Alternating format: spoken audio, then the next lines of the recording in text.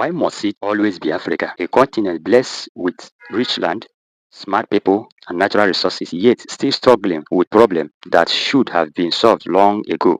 Every time we look around, it feels like the story never changes. Poor healthcare, bad road, weak education, and leaders who care more about themselves than the people they govern. It is painful because Africa has everything it needs to be great, yet many of our countries remain trapped in the same circle of poverty, corruption, and failure. When you look at what is happening in Tanzania today, you will see a reflection of what is wrong with most African nations. Elections that are meant to show the people's choice have turned into a game of power for those in government. Leaders manipulate the system, silence the opposition, and use the police or military to intimidate or harm innocent citizens who only want a better life. This is not democracy. This is dictatorship, wearing a mask of freedom.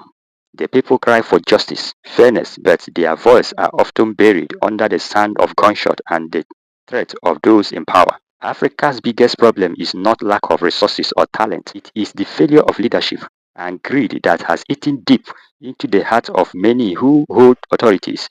Our leaders forget that power is supposed to serve the people, not enslave them. They build tall fences around themselves while their citizens suffer hunger and unemployment. Hospitals lack basic equipment, schools are falling apart, and the roads are death traps. Yet those in power continue to live in luxury, flying abroad for medical treatment and sending their children to foreign schools while their own people die at home from preventable diseases. Every election season, promises are made, but once the leaders win, they disappear until the next one.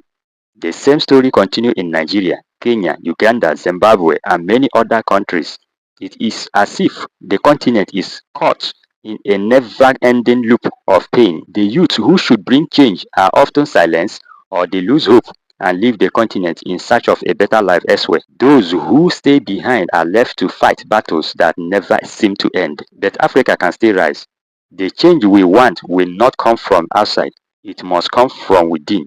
We must raise a new generation of leaders who love their people more than power.